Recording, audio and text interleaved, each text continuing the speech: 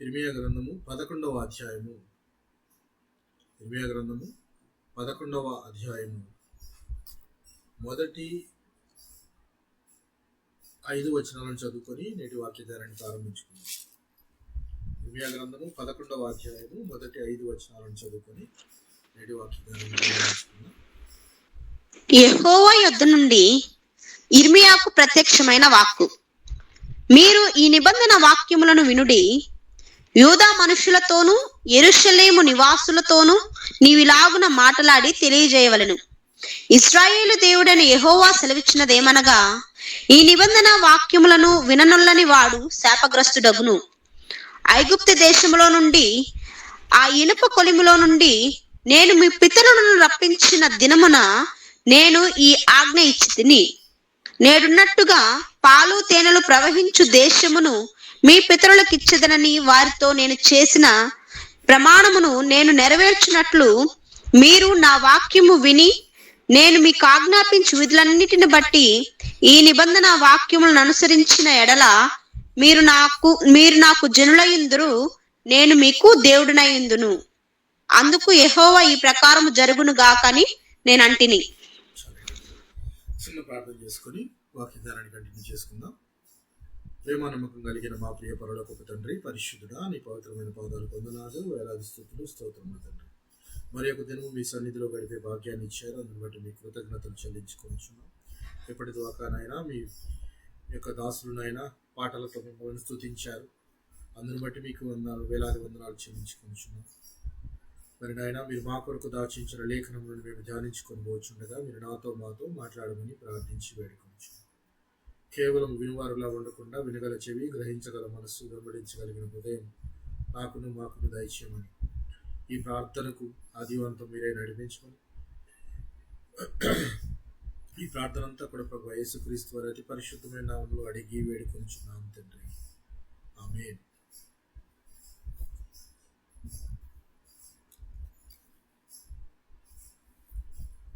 ఇర్మియా గ్రంథము 11వ అధ్యాయం. ఇర్మియా గ్రంథంలో ఇప్పటి వరకు మనము 26 సెషన్స్ని కంప్లీట్ చేసుకున్నాం. 27వ సెషన్లో ఉన్నాం. అందులోనూ యూదాను గూర్చి ఇర్మియా గారు పలికిన ప్రవచనాలను మనం చూస్తూ ఉన్నాం. ఆ ప్రవచనాలలో ఇది 4వ ప్రవచనం. ఈరోజు మనం చెప్పుకోబోయే ప్రవచనం. మొదటి ప్రవచనం చూసాం మనము, నీళ్లు నిలవని తొట్లు, జీవజలపు ఊట అయిన నన్ను వదిలేసి మీరు నీళ్లు నిలవని తొట్లను తొలిపించుకున్నారు అని, మరకలాగా మీ దోషం నాకు కనపడుతుందని చెప్పి చదువుకున్నాము. అలాగే 2వ ప్రవచనము, 3వ ప్రవచనంలో మనము యూదా దేవుణ్ణి ఆరాధించుటలో యూదా యొక్క వేషధారను చూసాం. సొంత కుమార్తెలను అగ్నిగుండం దాటించే హేయమైన క్రియలు చేస్తున్నారని చెప్పాము. అలాగే షిలోహులో జరిగినట్లుగా యెరూషలేముకు చేస్తానని దేవుడు తన ప్రవక్త అయిన ఇర్మియా ద్వారా మాట్లాడటం చూసాము. అనేక సంగతులు మాట్లాడుకోవటం మనం జరిగింది. ఈ 4వ ప్రవచనముగా ఈ ప్రవచనము నిబంధనను ఉల్లంఘించుట. యూదావారు నిబంధనను ఉల్లంఘించుట. మొదటి వచనం చదువుకుంటే మనము, మీరు ఈ నిబంధన వాక్యములను వినుడి. యూదా మనుష్యులతోనూ యెరూషలేము నివాసులతోనూ నీవిలాగు మాటలాడి తెలియచేయవలెను. ఇశ్రాయేలు దేవుడైన యెహోవా సెలవిచ్చినదేమనగా, ఈ నిబంధన వాక్యములను విననొల్లని వాడు శాపగ్రస్తుడగును. దేవుడు ఒక నిబంధన ఏర్పాటు చేస్తున్నాడు. ఆ నిబంధన వినని వారు శాపగ్రస్తులు అవుతారు అని చెప్తున్నాడు. ఆ నిబంధన ఎప్పుడు ఇచ్చాడు దేవుడు, ఏ కాలంలో ఇచ్చాడు అనేది చాలా క్లియర్గా మాట్లాడుతూ అంటున్న మాట, ఐగుప్తు దేశంలో నుండి, ఆ ఇనుప కొలిమిలో నుండి నేను మీ పితరులను రప్పించిన దినమున నేను ఈ ఆజ్ఞ ఇచ్చితిని. ఎక్కడి నుంచి తీసుకొని వచ్చానని చెప్తున్నాడు దేవుడు. ఈ ఇశ్రాయేలీయులను ఎక్కడి నుంచి తీసుకొని వచ్చానంటున్నాడు? ఐగుప్తు దేశం నుంచి తీసుకొని వచ్చానని చెప్తున్నాడు. అయితే ఐగుప్తు దేశాన్ని ఒక మాటతో మాట్లాడుతూ పోలుస్తున్నాడు దేవుడు. దేంతో పోలుస్తున్నాడు ఇక్కడ? ఐగుప్తు దేశంలో నుండి అని చెప్పి దాన్ని ఇనప కొలిమి. ఇనప కొలిమి అంటే చూసారండి ఎప్పుడన్నా? కొలిమిని ఎప్పుడన్నా చూసారా? చూసాము. కొలిమిలో ఏం చేస్తారు జనరల్ గా? కాల్చుతా ఉంటారు. కొలిమి అనేది ఏంటి? కొలిమిలో నిత్యము మండుతూ ఉంటుంది. ఇనుము, చాలా గట్టిదైన ఇనుము వస్తువులను ఆల్మోస్ట్ మెల్ట్ చేసి దాన్ని రకరకాల షేప్స్ తీసుకొస్తుంటారు. కత్తులు చేయడానికి కానీ, గొడ్డలు చేయడానికి కానీ, ఇలాగా రకరకాల వాటికి ఈ ఇనుప కొలిమి అనే దాన్ని ఉపయోగిస్తారు. ఈ ఇనుప కొలిమిలో అంత గట్టిదైన ఇనుమును కూడా కరిగించేంత హీట్ జనరేట్ అవుతుంది అక్కడ. అయితే ఇక్కడ మనము మాట్లాడుకున్నది ఏంటంటే, ఐగుప్తు దేశాన్ని ఎందుకు దేవుడు ఇనప కొలిమితో పోల్చాడు?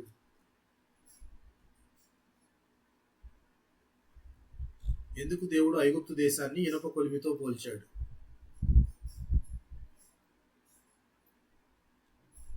అలాంటి శ్రమలు అనుభవించారు ఇశ్రాయేలు.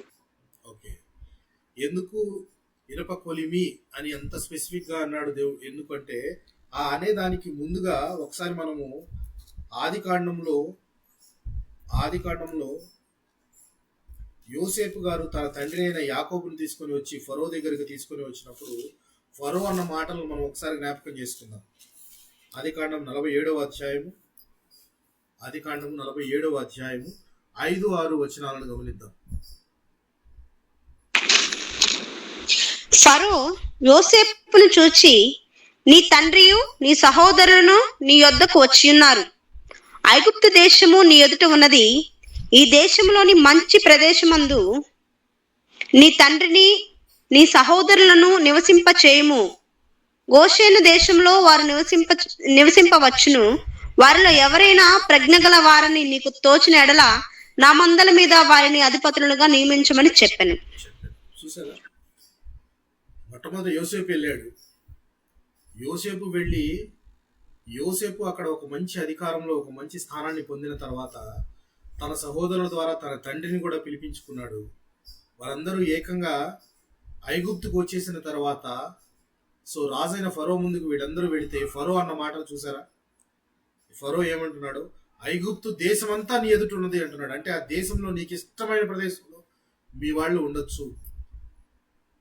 అంటే అప్పటికి వీళ్ళంతా ఒక 70 మందిగా వెళ్ళినట్టు మనకి లెక్క తెలుస్తుంది. అయితే ఈ సహోదరులు కానీ వారి సంతానం కానీ వీళ్ళంతా కూడా ఐగుప్తు దేశంలోకి వెళ్ళినప్పుడు ఫరో యొక్క ఉద్దేశము ఈ రాజ్యములో మీ ఇష్టం వచ్చిన ప్రదేశంలో మీరు ఉండొచ్చు అనే ఒక ఆఫర్ ఇచ్చేశాడు.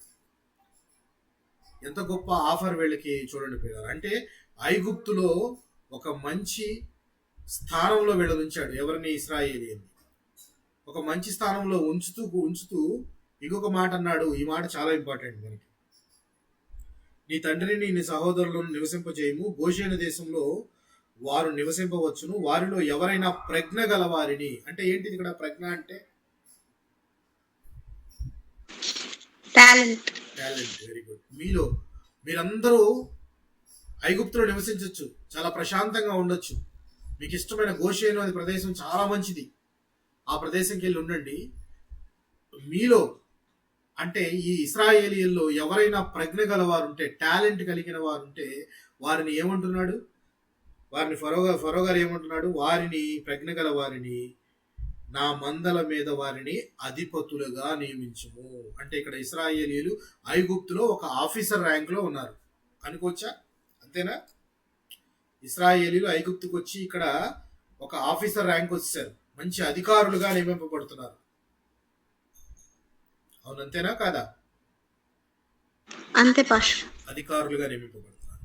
ఎందుకు మనం ఈ మాట చెప్పుకున్నామంటే, ఇనుప కొలిమి అనడానికి తర్వాత జరిగిన కారణాలు ఏంటి అని కనుక మనం చూస్తే, మొట్టమొదటి కారణం ఇది. అధికారులుగా నియమించబడ్డారు వీరంతా ఇశ్రాయేలీయులు. అంటే ఐగుప్తు వారిని అధికారులు, అధిపతులు అంటే వారిని ఇండైరెక్ట్ గా పరిపాలించడమే కదా, వాళ్ళ స్థాయిని బట్టి పరిపాలించడమే కదా. సో పరిపాలించే స్థాయి నుంచి ఏ స్థాయికి దిగజారిపోయారో తర్వాత మనం చూద్దాం. నిర్గమకాండం వచ్చేటప్పటికి, నిర్గమకాండము మొదటి అధ్యాయంలో యోసేపుని ఎరగని రాజు ఐగుప్తుకు రాజుగా అవుతాడు.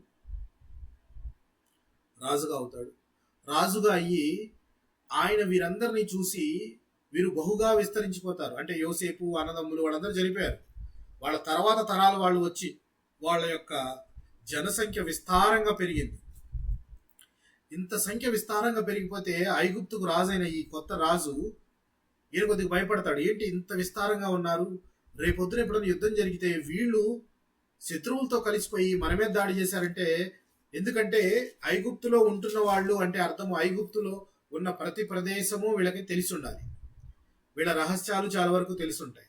వీళ్ళు గనక శత్రువులతో కలిస్తే ఐగుప్తు నాశనం అయిపోతుంది కదా అని చెప్పి భయపడి ఆయన చేసిన పనేంటి, ఇశ్రాయేలు సంతతి అయిన ఈ జనము కంటే విస్తారముగాను బలిష్టముగాను ఉన్నది, వారు విస్తరింపకుండానట్లు మనం వారి ఎడల యుక్తిగా జరిగించుదుము రండి అని చెప్పేసి ఎవరు చెప్తున్నారు?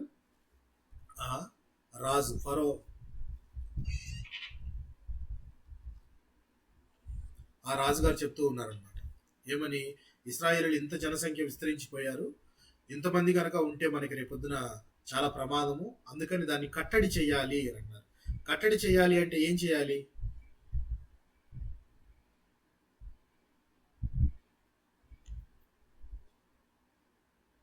కట్టడి చేయాలంటే ఏం చేయాలి పిల్లరా? సంతాన అభివృద్ధి కలగకుండా కట్టడి చేయాలి అని అంటే ఏం చేయాలంటే ముందు వారిని విపరీతమైన శ్రమలకు గురి చేయాలి, బాధలు పెట్టాలి అనే ఒక థాట్ వచ్చింది. ఎవరికి? ఈ రాజుగారికి. బాగా ఇబ్బందులు పెడితే, శ్రమలు పెడితే, కుటుంబంలో ఇబ్బందులు కలిగించడం ఉన్నాయి. Yes, very good. బాగా ఇబ్బందులు కలిగిస్తే వారు విస్తారంగా ఉండేవారు తగ్గిపోతారు కదా అని చెప్పేసి చేసిన పని ఏంటయ్యా అంటే వాళ్ళని కఠినమైన పనులలో వాళ్ళని ఎంగేజ్ చేశారు. కఠినమైన పనుల్లో ఎంగేజ్ చేసి వాళ్ళని బానిసలుగా చూస్తూ వారి చేత 2 నగరాలను కట్టించారు. 2 నగరాలు కట్టడము అంటే అర్థము ఆల్మోస్ట్ వాళ్ళు ధాన్యం నిల్వ ఉంచుకునే 2 గొప్ప పట్టణాలను వీళ్ళ చేత కట్టించారు. వీళ్ళ చేత కట్టించడం అంటే అది ఎంత కఠినమైన పని చూడండి. ఇందాక గమనించండి, యోసేపు గారు ఉన్న సమయంలో అధికారులుగా నియమించబడిన వారు ఇప్పుడు ఏమైపోయారు? అధికారులుగా నియమించబడిన ఇశ్రాయేలీయులు ఇప్పుడు ఏమైపోయారు? వర్కర్స్ అయిపోయారు. అప్పుడు అధికారిగా ఉండేవాళ్ళు, అధికారం వాళ్ళ చేతిలో ఉండేది, ఇప్పుడు ఒక వర్కర్స్ అయిపోయి ఐగుప్తులో వాళ్ళు ఏం చేస్తున్నారు?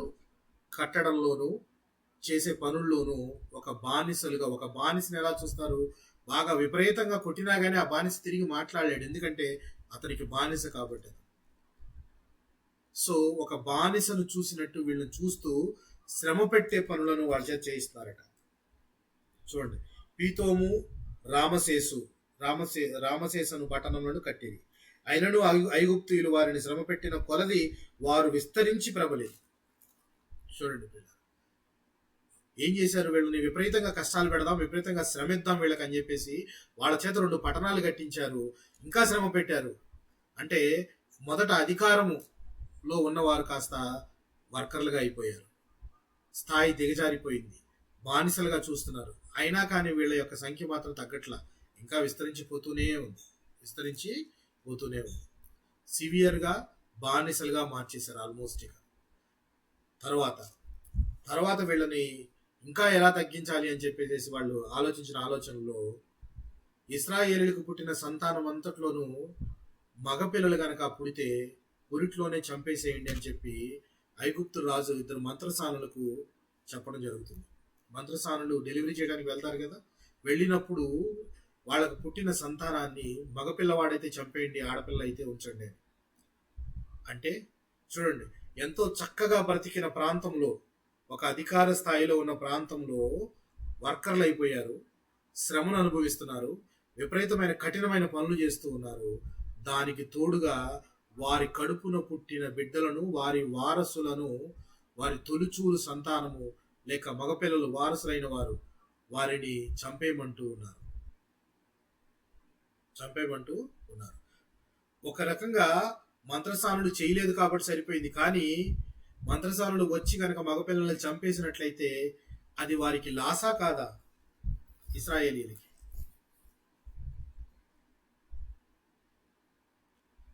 అది ఇశ్రాయేలీలకు నష్టమేనంటారా, లాభం అంటారా? నష్టమే.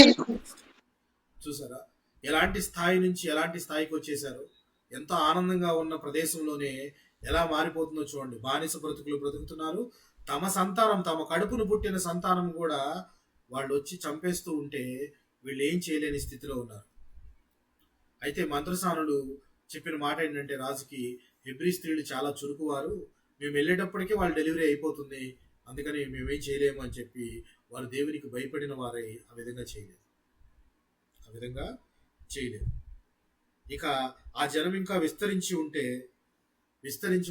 వాళ్ళు ఇంకేం చేయాలనుకున్నారంటే, ఎలాగైనా వీళ్ళు ఆపాలని చెప్పేసి ఓ పని చేయండి, మగపిల్లలుగా పుట్టిన వారందరినీ కూడా ఏం చేయమన్నారు, నదిలో పడేయండి.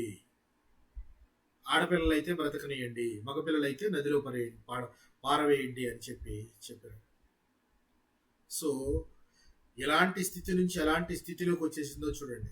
ఐగుప్తు ఒకప్పుడు ఎంతో ఆనందదాయకంగా, ఒకప్పుడు ఇశ్రాయేలీయుల్లో యోసేపు చాలా గొప్పవాడై ఫరో తర్వాత రాజుగా ఏలిన ప్రాంతము తమ అన్నదమ్ములను, తన తండ్రిని తీసుకొని వచ్చి తన భరోసా మీద ఆ ప్రాంతంలో పెడితే వారు తిరిగి ఒక బానిసలుగాను ఎలా మారిపోయారు, ఒక బానిసలుగాను, కట్టు బానిసలు, కష్టమైన పనులు చేసేవారిగాను మారిపోయారు.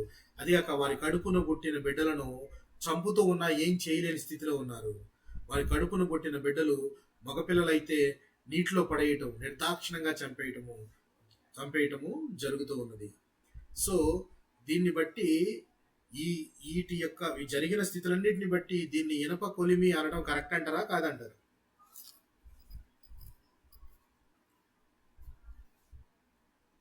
అవును పాస్టర్, కరెక్టే. ఇనప కొలిమి అంటే చాలా విపరీతమైన టెంపరేచర్, ఆ టెంపరేచర్ లో ఆ అగ్ని ఆరకుండా బాధ. సో ఇక్కడ వీళ్ళని కనుక చూస్తే ఎంత శ్రమ వీళ్ళకి కలిగిస్తున్నారు అని అంటే, కడుపును పుట్టిన బిడ్డలను కష్టపడి పని చేయడం వెట్టి చాకిరి అనేది తర్వాత సంగతి. వెట్టి చాకిరి చేస్తారు, కానీ కడుపును పుట్టిన బిడ్డలను కూడా చంపేస్తున్నారు. మగపిల్లలైతే అసలు బతకనివ్వట్లేదు. మగపిల్లలు అసలు వారసులు కదా. మగపిల్లలు పుట్టకపోతే, మగపిల్లలు కనుక చంపేస్తే తర్వాత ఇశ్రాయేలీల వృద్ధి ఎలా జరుగుతుంది? సో అలా చేస్తున్నారు. చంపకపోతే, ఒకవేళ మగపిల్లడు పుట్టి కనుక తప్పించుకుంటే, కనపడితే వాడిని నీళ్ళలో పడేయమని చంపేయమంటున్నారు. సో ఎంత బాధాకరమైన స్థితిని దేవుడు ఇనప కొలిమి అని పోల్చాడు. ఆ ఇనప కొలిమి నుంచి దేవుడు వీరిని బయటకు తీసుకొని వచ్చాడు. అసలు నిర్గమము, ఎక్సోడస్, ఐగుప్తు నుంచి బయటకు రావటము అనేది దేన్ని సూచిస్తుంది చెప్పండి ఒకసారి.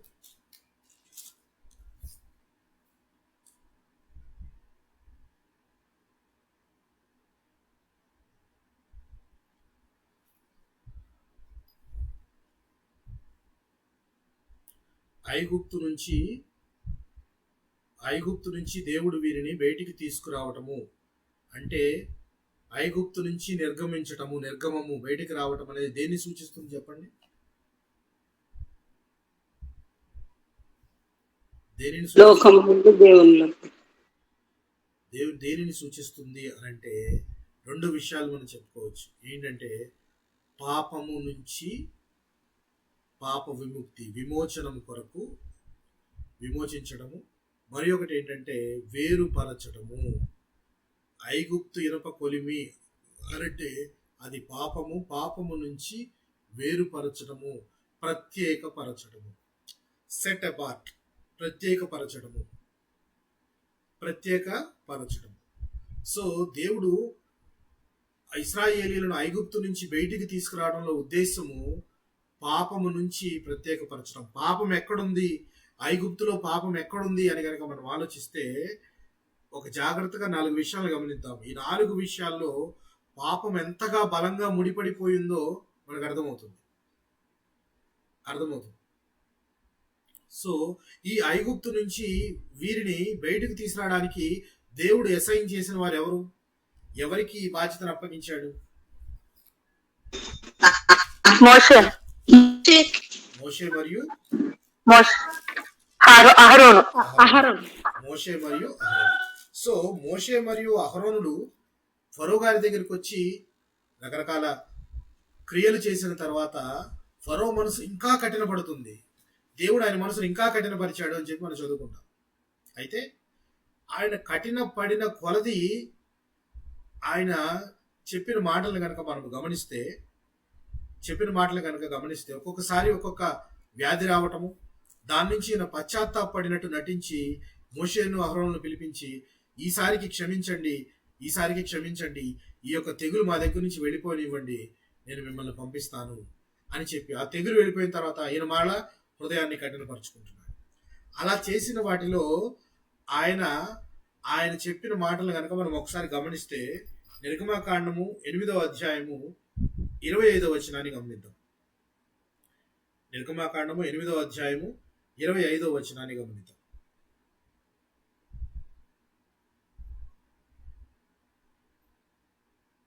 నిర్గమకాండము 8వ అధ్యాయము 25వ వచనాన్ని గమనిస్తే, అప్పుడు ఫరో మోషే అహరోనును పిలిపించి, మీరు వెళ్ళి ఈ దేశములో మీ దేవునికి బలి అర్పించుడని వారితో చెప్పగా.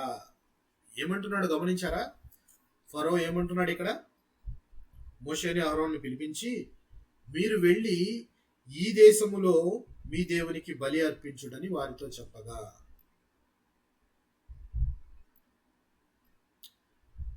మోషే అహరోను వచ్చి ఫరో గారిని అడిగింది ఏంటి? మా దేవుణ్ణి మేము ఆరాధించుకోవాలి, బలులు అర్పించుకోవాలి, అందుకని మా ప్రజలను విడిచిపెడితే వెళతాము అని చెప్పేసి వాళ్ళు అడిగిన దానికి ఫరో గారు ఏమంటున్నారు? ఇక్కడ ఫరో గారు ఏమంటున్నారు? బలులు అర్పించండి మంచిదే, కానీ ఈ దేశములో అర్పించండి అని చెప్పి చెప్తున్నారు. బలులను అర్పించండి కానీ ఈ దేశంలో అర్పించండి. అది కరెక్టే అంటారా? కాదండి. అది కరెక్ట్. ఏంటి అనంటే, ఎందుకు మిమ్మల్ని అడిగాను అనంటే, ఇక్కడ ఫరో గారు చెప్పిన మాట ఏంటంటే ఈ దేశములో ఉండి మీరు బలులు అర్పించుకోండి అంటే అర్థము దైవభక్తి కలిగి ఉండండి, మీ దేవుడు అంటే భయము భక్తి కలిగి ఉండండి, కానీ సాతానును మాత్రం విడిచిపెట్టద్దు అంటున్నాడు. ఇది కరెక్టేనా? సాతాను ఎలా చెప్తున్నాడంటే నాతో ఉండండి కానీ మీరు మాత్రం వెళ్ళి మీ దేవుడికి బలులు అర్పించుకోండి, కానీ నా దగ్గర నుంచి మాత్రం పూర్తిగా వెళ్ళొద్దు, మీరు నాతోనే ఉండండి అని సాతాను అడుగుతున్నాడు. కరెక్ట్ కాదండి. కరెక్ట్ కాదు కదా? కాదండి. చూడండి, ఫరో చెప్పిన మాట కూడా అదే, ఈ దేశంలో బలులు అర్పించుకోండి అని అంటున్నాడు. ఐగుప్తులో దేవుడికి బలులు అర్పించుకుంటే అర్థం ఏముంది అంటే, అర్థం ఏంటంటే బలులు అర్పించిన తర్వాత మరలా కట్టిన బానిసలుగా ఇక్కడే ఉండండి మీరు అని అర్థం. అంటే అర్థం ఏంటంటే సాతాను నుంచి మీరు వేరు కావద్దు, సాతాను నుంచి మీరు వేరుపడద్దు, కావాలంటే కొన్ని దినాలు దైవభక్తిగా వెళ్ళి ప్రార్థన చేసి రండి. నేటి సంఘాలలో మన భక్తుల లేక విశ్వాసుల పరిస్థితి అలాగే ఉంది. బయటకు వెళితే సాతాను సంబంధ పనులన్నీ చేస్తున్నారు, ఆదివారం వచ్చేటప్పటికి మాత్రము దేవుని అర్పణలు, దేవునికి ఆరాధనలు చేస్తున్నారు. మిగిలిన సమయం, మిగిలిన రోజులు దేవుడు గుర్తురాటల, మిగిలిన రోజులు దేవుడు పనులు గుర్తురాటల. అంటే సాతానుతో ఉండాలి మనము, అలాగనే దేవుణ్ణి కూడా వదిలిపెట్టకూడదు మనం.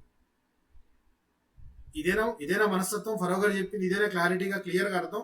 సాతానుతో ఉండాలి మీరు, ఎట్ ద సేమ్ టైం వెళ్ళి దేవుణ్ణి కూడా మీరు ఆరాధించుకొని రండి కొంత సమయం.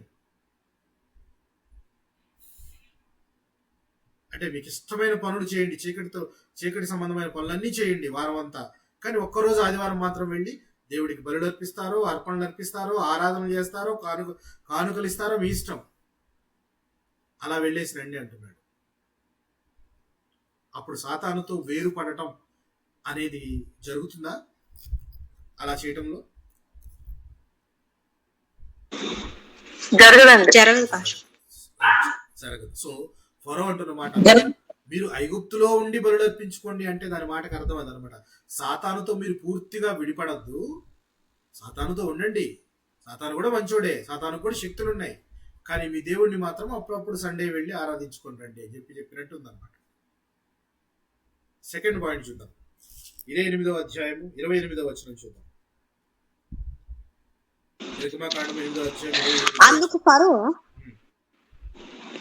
అందుకు ఫరో మీరు అరణ్యములో మీ దేవుడైన యెహోవాకు బలి నర్పించుటకు మిమ్మును పోనిచ్చెదను, కాని దూరము పోవద్దు, మరియు నా కొరకు వేడుకొనుడనెను. మళ్ళీ ఏమంటున్నాడు? మొదట అన్నదేంటి? ఈ దేశంలో బలులు అర్పించండి అన్నాడు. ఐగుప్తులో దూరం బలులు అర్పించండి అన్నాడు. కొద్దిగా దూరం వెళ్ళిన తర్వాత కొన్ని రోజుల తర్వాత ఏమంటున్నాడు? మీరు అరణ్యంలో మీ దేవుడైన యెహోవాకు బలులు అర్పించుటకు మిమ్మల్ని పోనిచ్చుదురు కానీ దూరం పోవద్దు అంటున్నాడు. What is the meaning in that? దూరం పోవద్దు అని అంటే సేమ్, మీరు బలులు అర్పించండి, దైవభక్తి కలిగి ఉండండి, దేవుడి దగ్గరికి వెళ్ళండి, కానీ సాతానుకు మాత్రం దూరము కావద్దు అంటున్నాడు. ఇది ఎట్లా సాధ్యమవుతుంది? సాతానికి దూరము కావద్దు, కానీ దేవుడికి మాత్రము బలులు అర్పించుకోండి, నా గురించి కూడా వేడుకోండి అని చెప్పి ఫరో చెప్తున్నాడు. చూసారా, సాతాన్ అంత గట్టిగా పట్టుకొని పాపం నుంచి వేరుపడడానికి ఎంత బలంగా ప్రయత్నిస్తుందో సాతాను. అది ఫరో రూపంలో ఎలా చెప్తుందో చూసారా. మొదట ఏమంటున్నాడు? మొదట మీరు ఈ దేశంలో అర్పించుకోండి బలులు అన్నాడు. కొద్దిగా దూరం వచ్చేటప్పటికి, కొద్ది రోజులు అయ్యేటప్పటికి ఆయన మాట మారిపోయి, సరే వెళ్ళండి కానీ దూరం పోవద్దు, దగ్గరలోనే ఉండండి, మాకు అందుబాటులో ఉండండి, కోతవేటి దూరంలో ఉండండి, మీ బలులు అర్పించడం అయిపోయిన తర్వాత మరలా మిమ్మల్ని మేము బానిసలుగా వాడుకోవాలి కదా, బానిసలుగా మీరు వెళ్ళిపోతే ఎవరు చేస్తారు పనులు? సో ఆ పాపము ఎంత బలంగా మన జీవితాలతో, ఈ రోజున మన జీవితాలు కూడా ఇలాగే ఉన్నాయి అనడానికి ఏమైనా దగ్గర సంబంధం కనబడుతుందా? మీకేమైనా అనిపిస్తుందా? ఇలాంటి ప్లే ట్రిక్స్ జీవితాల్లో కూడా సాతాను కనిపిస్తుంది. ఇలాంటి ట్రిక్స్ సాతాను జీవితంలో కూడా ఆడుతూ ఉంటాడు. ప్రార్థనకి వెళ్దాం అనుకుంటాం, బయలుదేరుతాం, ఏదో ఆటంకం వస్తుంది, ప్రార్థన వదిలేస్తాం, దీనిలో వెళ్ళిపోతాం. ఆదివారం రోజు ఒక్కరోజు మాత్రం మనం దైవికంగా ఆత్మీయంగా ఉండాలని ప్రయత్నిస్తాం. మిగిలిన రోజులన్నీ బైబిల్ ముట్టుకోం, దేవుని వాక్యం అనవసరం, దేవుని మాటలు అనవసరం, ఇవన్నింటికి దూరంగా ఉంటాం. సో ఫరోలాగే మనం కూడా, అంటే సాతాను సంబంధికులుగా ఉండిపోతున్నాం. ఫస్ట్ సాతాను అంటున్నాడు ఇక్కడే ఉండండి అని అంటున్నాడు. లేదు కొద్దిసేపు అయిన తర్వాత, లేదు కొద్దిగా దూరం వెళ్ళండి, నాకు దగ్గరలోనే ఉండండి, దూరంగా పోవద్దు, నేను మరలా మిమ్మల్ని పట్టుకోవాలి కదా అన్నట్లు దూరంగా వెళ్ళొద్దు అని చెప్తున్నాడు. చూడండి మరలా ఫరో ఏమన్నాడు? 10వ అధ్యాయం 11వ వచనంలో గమనిద్దాం. 10వ అధ్యాయం 11వ వచనం. పురుషులైన మీరు మాత్రము వెళ్ళి యెహోవాను సేవించుడి, మీరు కోరినది అదే గదా అని వారితో అనగా ఫరో సముఖము నుండి వారు వెళ్ళగొట్టబడిరి. చూసారా, ఇప్పుడేమంటున్నాడు? మొదట అరణ్యంలో, అంటే ఈ ఐగుప్తులోనే బలులు అర్పించుకోండి మీ దేవుడికి అని అన్నాడు. సెకండ్ టైం వచ్చేటప్పటికి దూరంగా పోవద్దు అని అంటున్నాడు. ఇప్పుడు మరలా ఇంకొక తెగులు వచ్చేటప్పటికి దానికి భయపడి ఇప్పుడేమంటున్నాడు? పురుషులు మాత్రమే వెళ్ళండి అంటున్నాడు. ఇది సాధ్యపడుతుందా? కుటుంబాలుగా వారు ఐగుప్తులో ఉన్నారు, కుటుంబాలను విడిచిపెట్టి పురుషులు మాత్రమే వెళ్ళి అక్కడ దేవుడికి బలులు అర్పించుకున్నా ఏమన్నా ఉపయోగం ఉందా? అంటే అర్థం ఏంటంటే కుటుంబాలలో పురుషుడు మాత్రమే దేవుని సన్నిధికి దగ్గరగా ఉండాలి, స్త్రీలు మిగిలిన వారంతా కూడా వెళ్ళపోయినా అవసరం లేదు. ఈ రోజున జరుగుతున్న కథే అది. ప్రతి సంఘంలో పురుషుడు వెళ్తాడు, మహా అయితే స్త్రీలు మాత్రము వెళితే వెళతారు, లేకపోతే లేదు, లేకపోతే కుదిరితే ఇంకో దానికి వెళతారు. మేకప్లోనే సమయం అంతా సరిపోతుంది, మొత్తం రెడీ అవడంలోనే చర్చ్ టైం కూడా అయిపోతుంది. సో ఫరో కూడా అదే అంటున్నాడు, పురుషులు మాత్రమే వెళ్ళండి. అంటే అర్థం ఏంటంటే ఆయన మగవారు మాత్రం నిష్టగా ఉండాలి, కుటుంబాలను మాత్రం పట్టించుకోకూడదు అని సాతాను ఇంకొక గేమ్ ఆడుతున్నాడు అనమాట. మీరు నిష్టగా ఉండండి, దైవభక్తితో ఉండండి, దేవుడిని ఆరాధించండి, బలులు అర్పించండి, కానీ మీ కుటుంబాలను పట్టించుకోవద్దు. మీరు వదిలేయమనే కదా అర్థం. వాళ్ళు వదిలేసి వెళ్ళిపోండి అని అంటే పురుషులు మాత్రమే వెళ్ళండి. అలా ఎలా వెళతారు? పురుషులు మాత్రమే. తర్వాత చూద్దాం. 10వ అధ్యాయం 24వ వచనాన్ని గమనిద్దాం. ఇదే నిర్గమాకాండము 10వ అధ్యాయం 24వ వచనాన్ని గమనిద్దాం. ఫరో మోషేను పిలిపించి, మీరు వెళ్ళి యెహోవాను సేవించుడి, మీ మందలు మీ పశువులు మాత్రమే ఇక్కడ ఉండరు, మీ బిడ్డలు మీతో వెళ్ళవచ్చుననగా, చాలు. ఇప్పుడు మోషే, మేము మా దేవుడైన యెహోవాకు అర్పింపవలసిన బలుల నిమిత్తమును హోమార్పణముల నిమిత్తమును నీవు మాకు పశువులు నీయవలెను. ఇక్కడ ఏమంటున్నాడు చూసారా? ఫరో గారు ఇంకొన్నాళ్ళు తెగులు వచ్చేటప్పటికి ఆయన అంటున్న మాట ఏంటి?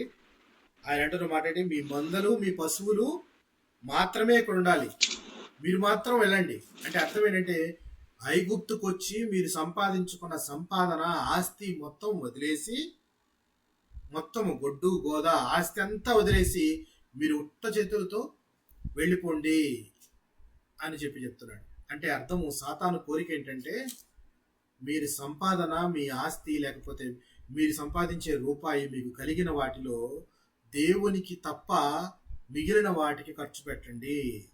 దేవుడి కంటే అసలు ఖర్చు పెట్టద్దు, దేవునికి కాకుండా మిగిలిన వాటికి ఖర్చు పెట్టండి అని సాతాను మిమ్మల్ని ప్రేరేపిస్తుంది. దేవుడి కంటే అసలు ఖర్చు పెట్టద్దు, దేవునికి కాక ఏదైనా కానీ ఖర్చు పెట్టండి. మీరు యు ఆర్ ఫ్రీ. నీకున్న ఆస్తి సంపద అంతా కూడా దేవుడికి పెట్టద్దు, దేవుడు కాకుండా దేనికైనా పెట్టు, నేను ఒప్పుకుంటాను అంటున్నాడు సాతాను.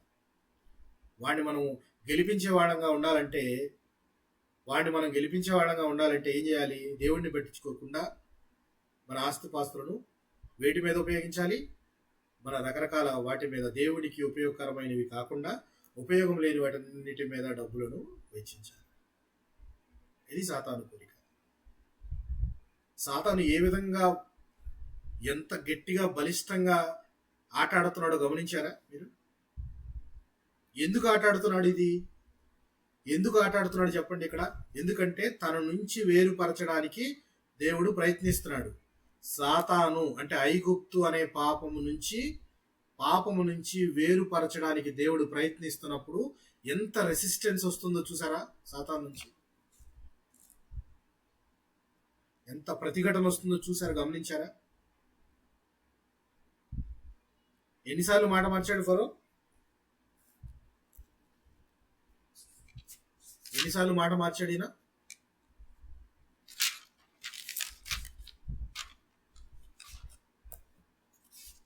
ఎన్నిసార్లు మాట మార్చాడు ఫరో? వింటున్నారండి? నేనేదో చెప్పుకుంటున్నాను. 3 సార్లు అన్నాడు. ఎన్నిసార్లు మాట మార్చాడు ఫరో? మిగిలిన వారు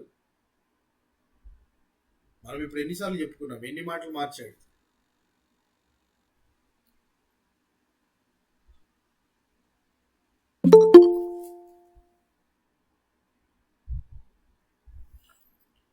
ఫరో ఎన్నిసార్లు మాట మార్చాడు?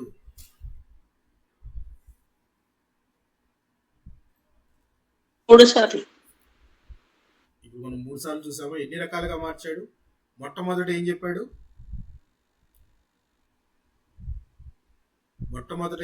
ఎన్నిసార్లు మాట మార్చాడు అంటే నేను చెప్తాను.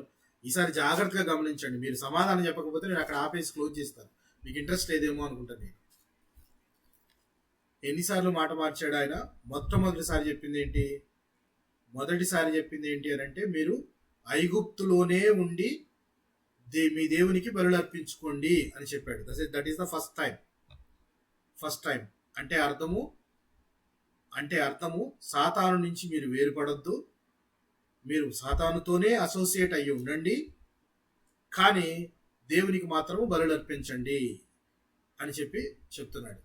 దైవభక్తితో ఉండండి, కానీ సాతాను నుంచి వేరుపడొద్దు కంప్లీట్గా అని ఫస్ట్ టైం చెప్పాడు. సెకండ్ ఏం చెప్పాడు? వెళ్ళండి, అరణ్యంలోకి వెళ్ళి బలులు అర్పించుకోండి, కానీ దూరంగా పోవద్దు అంటున్నాడు. అంటే సాతాను నుంచి దూరంగా వెళ్ళండి, కానీ మరీ అంత దూరం వెళ్ళొద్దు. కూతవేటి దూరము నాకు దగ్గరలో ఉండేట్టుగా ఉండండి. ఎక్కువ దూరం పోవద్దు. ఎక్కువ దూరం పోకుండా బలులు అర్పించి మరలా రండి. అన్నట్లుగా రెండోసారి చెప్పాడు ఆయన. మూడోసారి ఏమంటున్నాడు? పురుషులు మాత్రమే పురుషులు మాత్రమే వెళ్ళండి అంటున్నాడు. పురుషులు మాత్రమే వెళ్ళి మీ దేవునికి బలులు అర్పించుకోండి అంటే అర్థము పురుషులు మాత్రమే నిష్ఠగా ఉండండి, కుటుంబాలను పట్టించుకోవద్దు అని సాతాను ప్రేరేపణ కలుగజేస్తున్నాడు. పురుషులు మాత్రము దైవభక్తి కలిగి ఉండండి, నిష్ఠగా ఉండండి, మిగిలిన కుటుంబాన్ని పట్టించుకోవద్దు అంటున్నాడు. తర్వాత నాలుగోసారి ఏమంటున్నాడు? మీ ఆస్తిపాస్తులన్నీ ఇక్కడ వదిలేసేయండి. మీరు సంపాదించుకున్న ఆస్తులు, గొడ్డు గోద అన్ని ఇక్కడ వదిలేసి మీరు ఉత్త చేతులతో వెళ్ళండి. అంటే సాతాను ఏమంటున్నాడు? మీ ఆస్తి లేక మీ సంపద, మీ సంపాదన దేవునికి తప్ప మిగిలిన వాటికి మాత్రం ఖర్చు పెట్టుకోండి, దేవునికి మాత్రం ఖర్చు పెట్టద్దు అని సాతాను ప్రేరేపిస్తుంది. సో ఇప్పుడు చెప్పండి, ఎన్నిసార్లు మాట మార్చాడు ఆయన? ఫరో గారు ఎన్నిసార్లు మాట మార్చాడు? 4 సార్లు. సో దీని అర్థం ఏంటంటే ఐగుప్తు నుంచి నిర్గమం అంటేనే అర్థము పాపము నుండి వేరుపడుట. దేవుడు పాపము నుంచి వేరుపరచడానికి ప్రయత్నిస్తుంటే సాతాను చేసే ప్రయోగాలు చూసారా? సాతాను చెప్పే మాటలేంటి? వేరుపరచడానికి ఇష్టపడలేదు. అది ఫరో మనసులో దూరి ఎంత కఠినపరుస్తున్నాడంటే రకరకాల ప్రయోగాలు చేస్తున్నాడు అనమాట. ఫస్ట్ మీరు దూరంగా వెళ్ళొద్దు, ఐగుప్తులో ఉండండి, మగవాళ్ళు వెళ్ళండి, తర్వాత మీరు గొడ్డు గోద ఇక్కడే వదిలేసేయండి, సంపాదన అంతా ఇక్కడే ఉంచండి. సో ఇలా రకరకాల ఆప్షన్స్ ఇస్తూ ఉన్నాడు వాళ్ళకి. అంటే అర్థం ఏంటంటే పాపం నుంచి వేరుపడటం ఎవరికి ఇష్టం ఉండదు?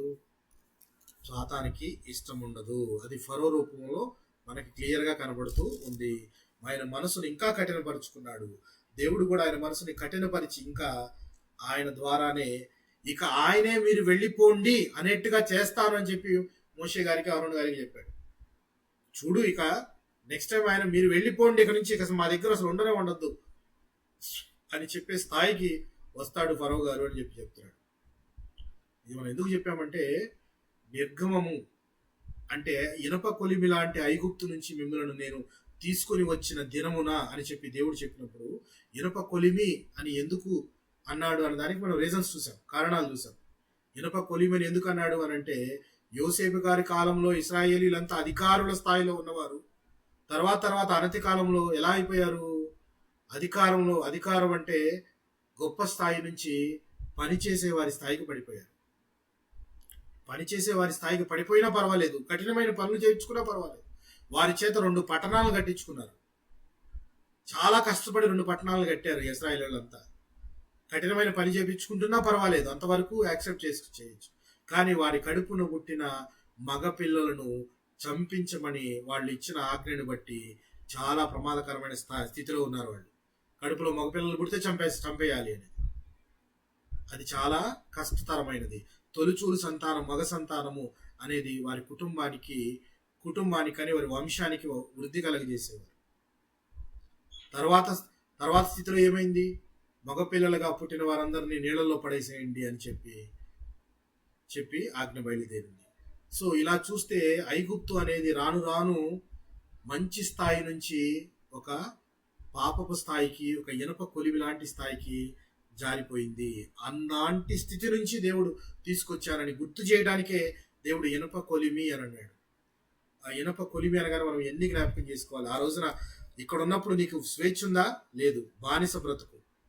ఇక్కడ ఉన్నప్పుడు నీ కడుపును పుట్టిన బిడ్డలను నువ్వు చక్కగా పెంచుకోగలవా? లేదు. మగపిల్లడైతే చంపేస్తారు, ఆడపిల్లలు అయితే బతుకునిస్తారు. ఒకవేళ మగపిల్లడు కనపడకుండా బతికినా వాడిని నీళ్ళలో వేసేసి చంపేస్తున్నారు. సో వంశాభివృద్ధి ఉండదు.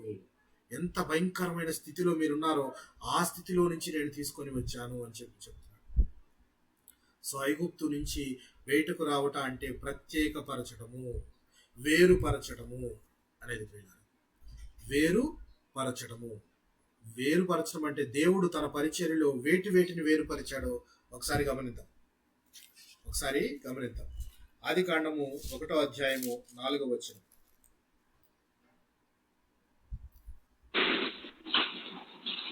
వెలుగు మంచిదైనట్టు దేవుడు చూచెను, దేవుడు వెలుగును చీకటిని వేరుపరచెను. ఇక్కడ దేవుడు అంధకారము నుండి వెలుగును వేరుపరిచాడు. దేవుడు అంధకారము నుండి వెలుగును వేరుపరిచాడు. అవునా? రైట్. నెక్స్ట్ భూమి నుండి ఆకాశాన్ని కూడా వేరుపరిచాడు. ఇదే ఆదికాండం 1వ అధ్యాయం 6 నుంచి 8 వచనాలు చూద్దాం. మరియు దేవుడు జలముల మధ్య నాకు విశాలము కలిగిన ఆ జలములను ఈ జలములను వేరుపరచును గాక అని పలికెను. దేవుడు ఆ విశాలము చేసి విశాలము క్రింది జలములను విశాలము మీది జలములను వేరుపరపగా ఆ ప్రకారమాయెను. దేవుడు ఆ విశాలమునకు ఆకాశమని పేరు పెట్టెను. అస్తమయమును ఉదయమును కలుగగా 2వ దినమాయెను. అంటే మొదట అంధకారం నుండి వెలుగును వేరుపరిచాడు, అలాగే భూమి నుండి ఆకాశాన్ని వేరుపరిచాడు. అవునా? భూమి నుండి ఆకాశాన్ని వేరుపరిచాడు. తర్వాత ఆరిన నేల నుండి సముద్ర జలాలని వేరుపరుస్తున్నాడు దేవుడు. చూద్దాం 9-10 వచనాలను చూద్దాం. దేవుడు ఆకాశము క్రిందనున్న జలములు ఒక చోటనే కూర్చబడి ఆరిన నేల కనబడును కాని పక్కగా ఆ ప్రకారమాయెను. దేవుడు ఆరిన నేలకు భూమి అని పేరు పెట్టెను. అంటే సముద్రము అని ఆరిన పేరు. నేల నుండి సముద్ర జలాలను వేరుపరిచాడు. దేవుడు సముద్ర జలాలను వేరుపరిచాడు. తరువాత అబ్రహామును తన సొంత దేశము నుంచి వేరుపరిచాడు. అవునా? అబ్రహాము యొక్క సొంత ప్రదేశం ఊరేంటి చెప్పండి? ఊరు. సో ఆదికాండం 12వ అధ్యాయము 1వ వచనం చూస్తే అబ్రహామును తన స్వంత దేశము నుండి వేరుపరిచాడు. 12వ అధ్యాయం 1వ వచనం. ఆదికాండం యెహోవా నీవు లేచి నీ దేశము నుండి నీ బంధువుల యొద్ద నుండి నీ తండ్రి ఇంటి నుండి బయలుదేరి నేను నీకు చూపించు దేశమునకు వెళ్ళుము. నిన్ను గొప్ప జనముగా చేసి నిన్ను ఆశీర్వదించి నీ నామమును గొప్ప చేయుదును. నీవు ఆశీర్వాదముగా నుండు. గొప్ప దేవుడు తన పరిచర్యలో అంధకారం నుండి వెలుగును వేరుపరిచాడు, భూమి నుండి ఆకాశాన్ని వేరుపరిచాడు, ఆరిన నేల నుండి సముద్ర జలాలను వేరుపరిచాడు. అబ్రహామును తన స్వదేశము నుండి వేరుపరిచాడు. తన స్వదేశము నుండి వేరుపరిచిన అబ్రహాము, వేరుపడిన అబ్రహాము బాగుపడ్డా లేక నాశనం అయిపోయాడా?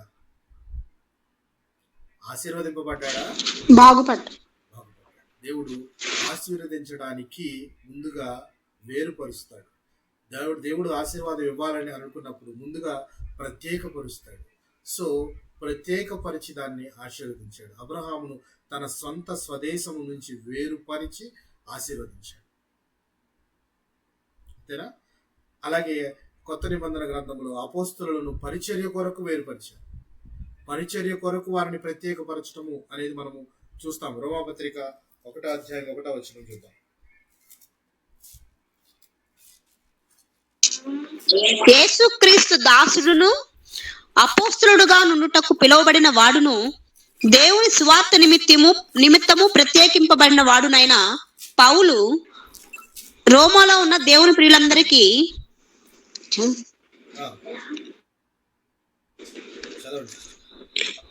ప్రియులందరికీ అనగా పరిశుద్ధులుగా ఉండుటకు పిలువబడిన వారందరికీ శుభమని చెప్పి వ్రాయున్నది.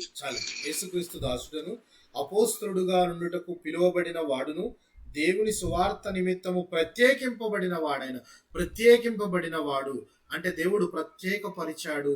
పరిచర్య కొరకు ప్రత్యేకపరిచాడు. తన పరిచర్య కొరకు ప్రత్యేకపరిచాడు. పరిచర్య నిమిత్తమై అపోస్తలులను వేరుపరిచాడు. అలాగే నీతిమంతులను దుష్టుల నుండి వేరు చేయబడును. నీతిమంతులు దుష్టుల నుండి వేరు చేయబడును. మత్తయి సువార్త 25వ అధ్యాయము 32వ వచనాన్ని గమనిద్దాం.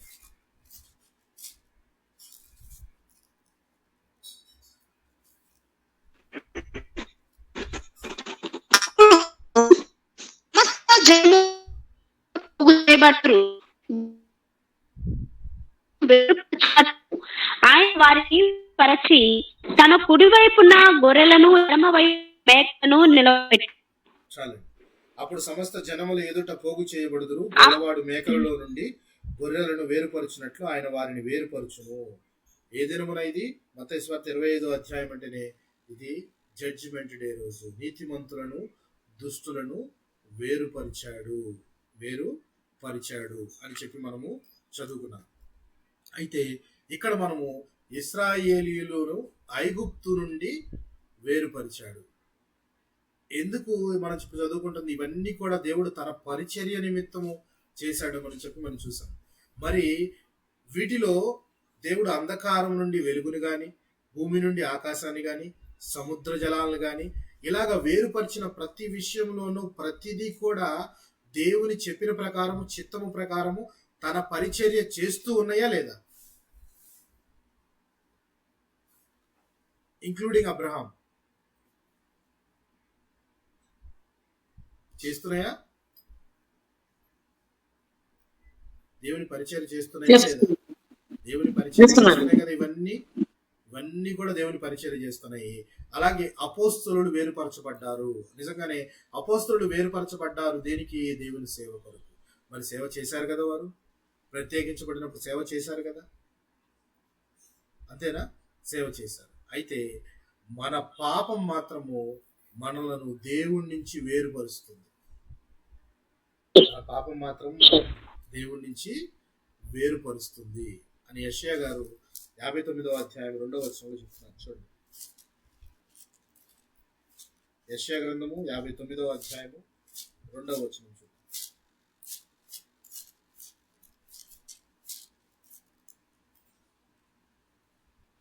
మీ పాపములు ఆయన ముఖమును మీకు మరుగుపరచను గనుక ఆయన ఆలకింపకున్నాడు. మీ పాపములు ఆయన ముఖమును మీకు మరుగుపరచను. ఆయన ముఖము మరుగుపరచబడడానికి కారణం మన పాపములు. మన పాపం అంటే పాపం ఎప్పుడు దేవుని నుంచి వేరుపరుస్తుంది.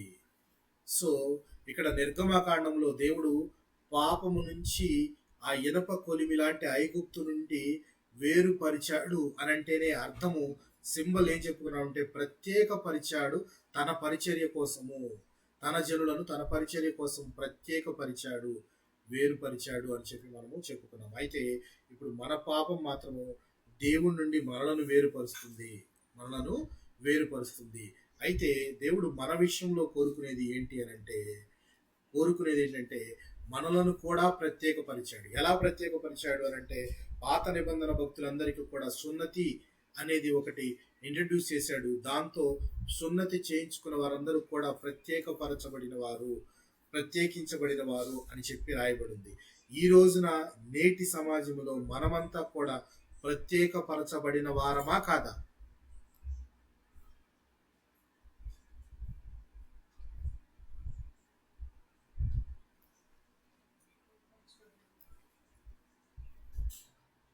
ప్రత్యేకపరచబడిన వాళ్ళు కొత్త నిబంధనలో యేసు రక్తం ద్వారా ప్రత్యేకపరచబడినారు. ప్రత్యేకపరచబడిన వారం అంటే మనము పాపం నుండి దూరంగా వచ్చాము. మనము దూరంగా వచ్చిన మనము దేవుడు మన విషయంలో కోరుకుంటున్నది ఏంటంటే ప్రత్యేకపరచబడింది. ఎందుకు అని చెప్పాము? దేవుడు ఎందుకు వీటన్నిటిని ప్రత్యేకపరిచాడని చెప్పుకున్నాం. మనం ఎందుకు వీటన్నిటిని ప్రత్యేకపరిచాడని చెప్పుకున్నాం? అంధకారం తన పరిచర్యలో భాగముగా వేరుపరిచాడు వీటిని. మరి మనము వేరుపరచబడిన మనము దేవుని పరిచర్య కొరకు ఉపయోగపడుతున్నామా? చేస్తున్నామా? ముందు అసలు చేస్తున్నామా లేదా? చేయటం లేదు. ఎందుకనంటే లోకంలో ఉన్న వాటిని ప్రేమిస్తున్నాం. మనం లోకంలో ఉన్న వాటిని చూసి ఆకర్షింపబడి వాటిని ప్రేమిస్తూ మనం ప్రత్యేకింపబడిన వారు మన సంగతి మర్చిపోతున్నాం. మనకు వాటితో పని లేదు. అందుకే పౌలు గారు అంటారు కొరింథీయులకు రాసిన పత్రికలో, అవిశ్వాసులతో జోడుగా ఉండొద్దు అని అంటాడు. అవిశ్వాసులతో జోడిగా ఉండొద్దు అంటే అర్థము విశ్వాసి వేరువేరుగా ఉండాలనా, కలిసి ఉండాలనే?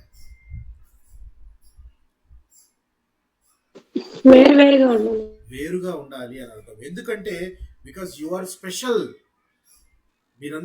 మనమంతా కూడా ఒక స్పెషల్ హ్యూమన్ బీయింగ్స్. క్రైస్తవులని పిలువబడే వారంతా కూడా ప్రత్యేకింపబడిన వారు. ప్రత్యేకింపబడిన వారు. ఆ యొక్క డిఫరెన్స్ కనపడాలి కదా. లోకం నుంచి వేరుపడితే ఆ యొక్క తేడా కనపడాలి కదా. అబ్రహాము తన స్వదేశాన్ని విడిచిపెట్టిన తర్వాత ఆ డిఫరెన్స్ కనపడిందా లేదా? ఎలాగా ఆశీర్వదింపబడ్డాడు, ఎంత గొప్పగా ఆశీర్వదింపబడ్డాడు. అది ఎంత గొప్పగా ఆశీర్వదింపబడటం అంటే అది తనకు స్థలమో పొలమో లేకపోతే ఆస్తులో సంపాదనో కాదు. తను ఆశీర్వదింపబడిన వాడు ఆశీర్వదింపబడతాడు, తను శపించబడిన వాడు శపిస్తాడు. అంటే దేవుడికున్న మహిమంతా కూడా ఆయనకి ఇచ్చినట్టు మనం చెప్పుకోవచ్చు. ఎట్ ద సేమ్ టైం నీ కడుపును పుట్టిన సంతతి బాగా పెరుగుతుంది, విస్తారమైన నీ సంతానం వృద్ధి పొందుతుంది అంటే గొప్ప విషయమే. మనం కూడా లెక్కేసుకుంటే మన తాతల దగ్గర నుంచి చెట్టు పెద్దగానే ఉంటుంది వంశవృక్షం. కానీ నీ కడుపున పుట్టిన బిడ్డల ద్వారా లోకమంతా ఆశీర్వదింపబడుతుందంటే ఎంత గొప్ప దీవెన.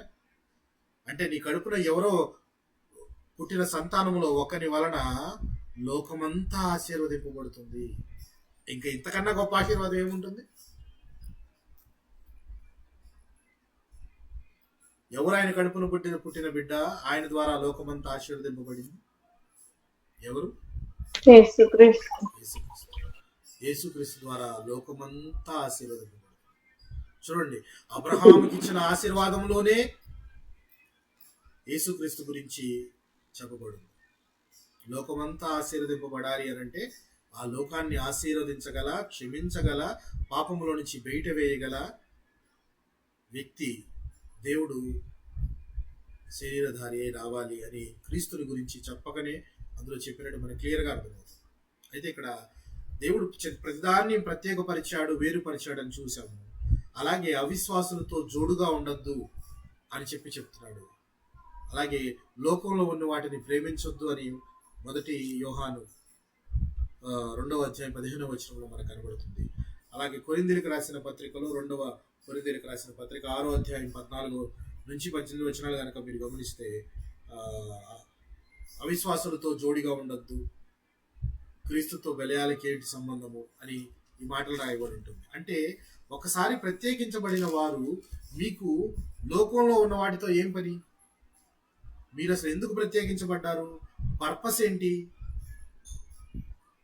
ఎందుకు పర్పస్? ఇప్పుడు మనం దేవుడు ఎందుకు ప్రాణం పెట్టాడు అంటే దాని గురించి మనకు తెలుసా?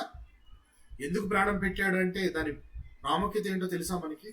దాని పర్పస్ ఏంటో తెలుసా? తెలుసా లేదా?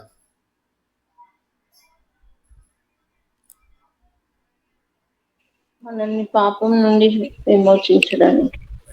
దానికి మనం క్లియర్ కట్ గా ఆన్సర్ మనకు తెలుసు. నీకు ఆన్సర్ తెలిసినప్పుడు మరి ఇక్కడ దేవుడు ఎందుకు మమ్మల్ని ప్రత్యేకపరిచాడు? ఎందుకు దేవుడు ప్రత్యేకపరిచాడు అంటే తన పరిచర్య నిమిత్తము. మరి తనకు దేవునికి పరిచర్య చేసేవారంగా మనం ఉన్నామా? చేస్తున్నామా? ఇందాక ఫరో లాగా సాతాను సంబంధిత వ్యక్తుల్లాగా ఉండిపోతున్నామా మనం? గమనించారా? ఫరో చెప్పిన దాంట్లో ఈ రోజున మన నేటి జీవితానికి చక్కగా సరిపోతుంది. దైవభక్తి కలిగి ఉండండి కానీ సాతాన్ని విడిచిపెట్టద్దు అంటున్నాడు. దైవభక్తి కలిగి ఉండండి కానీ సాతాన్ నుంచి దూరంగా పోవద్దు అంటున్నాడు.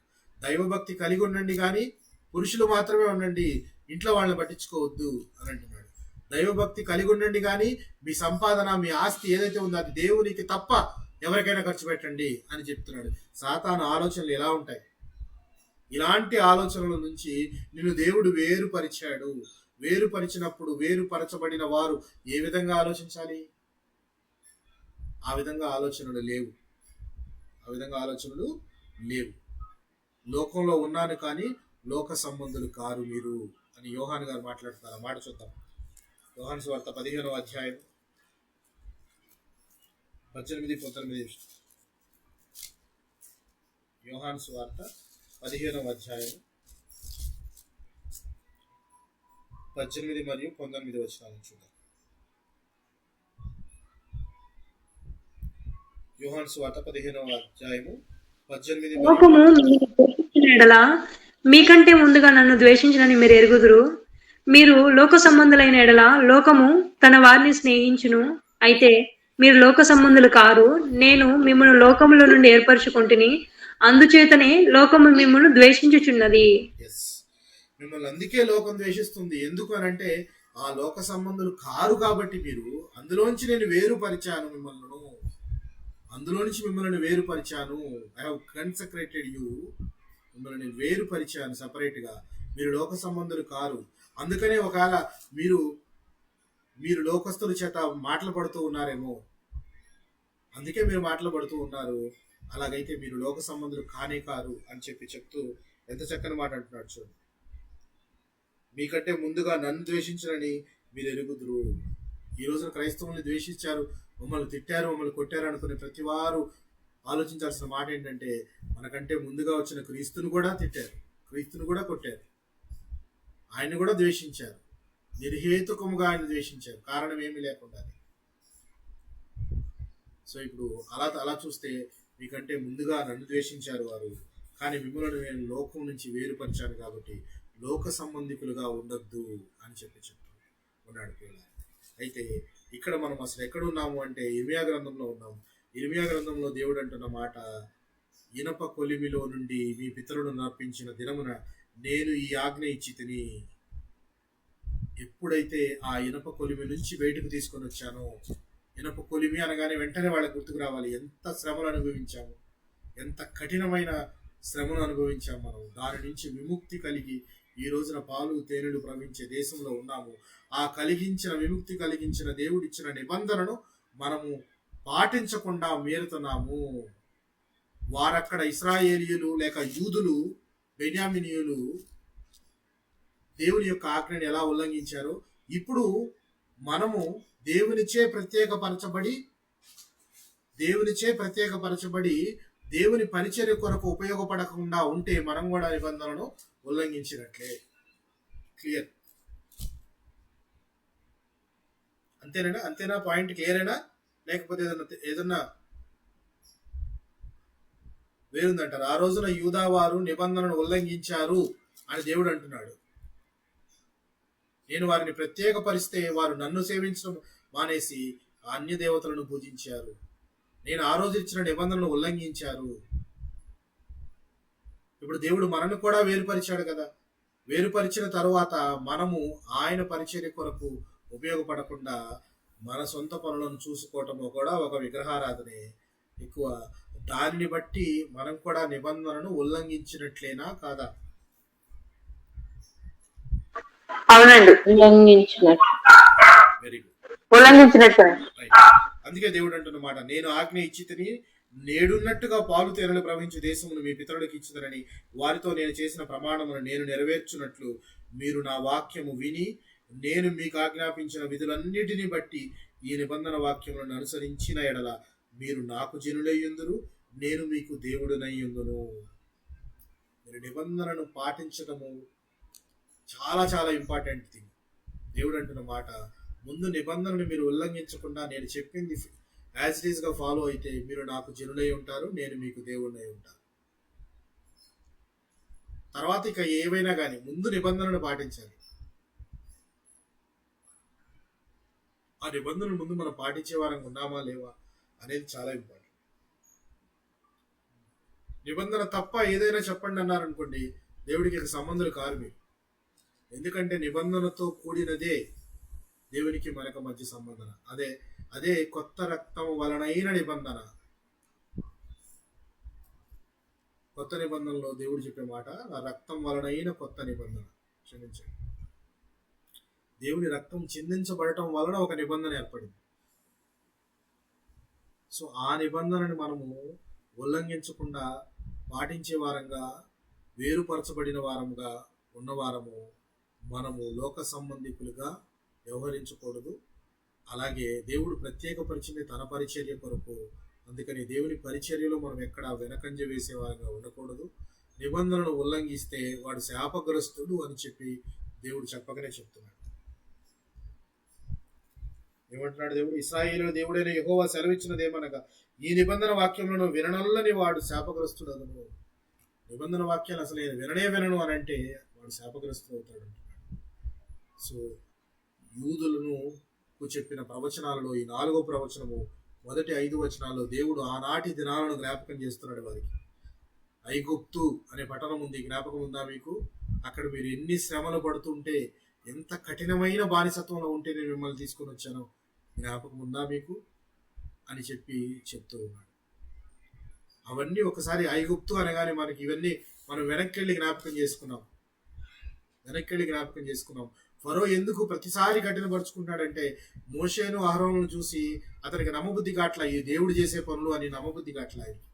వీళ్ళు ఏదో మ్యాజిక్ చేస్తున్నారు, వీళ్ళు చేసిన మ్యాజిక్లన్నీ నా దగ్గర ఉన్న వాళ్ళు కూడా చేస్తున్నారు కదా, అందుకని ఇది గొప్పదేమీ కాదు అన్నట్లుగా ఆయన విశ్వసించడం మానేశాడు. ఎప్పుడైతే ఆ తెగులు విపరీతమైన స్థాయికి వెళ్ళిందో, ఇక ఆయనకి ఇది దేవుడు, వాళ్ళ మెజిషియన్స్ కూడా చెప్పేశారు, ఇది మా వల్ల కాదు, ఇవి దేవుడి పనే అని చెప్పేసి.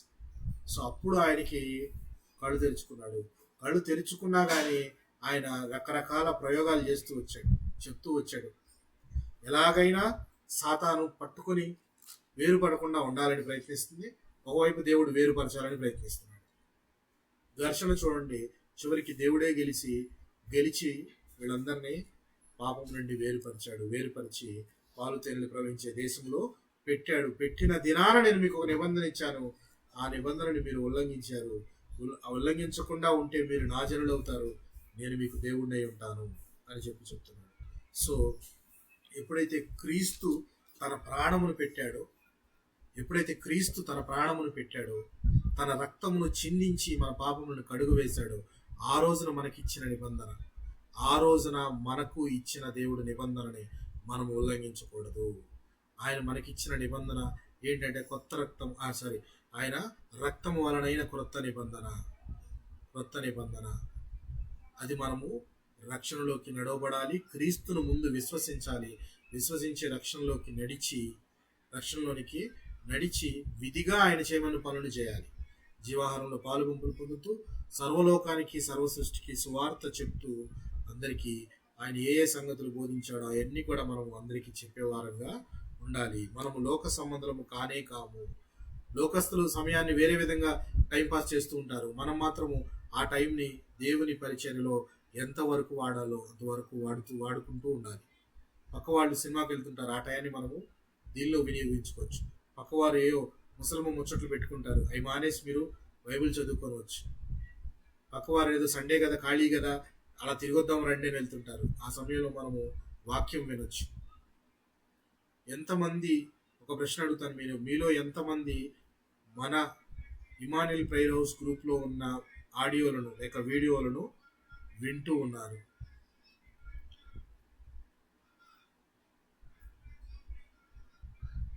లేక ఇంతకుముందు ఒక్కసారైనా విన్నారా?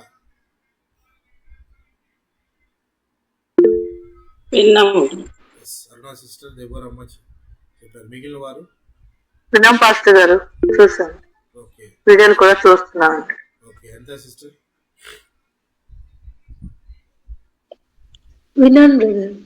విన్నారు. ఇప్పుడు వింటున్నారా? ప్రస్తుతం సమయం దొరికినప్పుడు వింటున్నారా? సో సమయాన్ని వింటున్నాం. సద్వినియోగం చేసుకోవటం అంటే ఇదే. ఆ సమయంలో మన ఫోన్లో అనేక రకమైన చెత్త విషయాలు చూసే బదులు దేవుని వాక్యాన్ని వింటూ ఉంటే, మనం పని చేసుకునేటప్పుడు కూడా ఆన్ చేసి పని చేసుకోవచ్చు.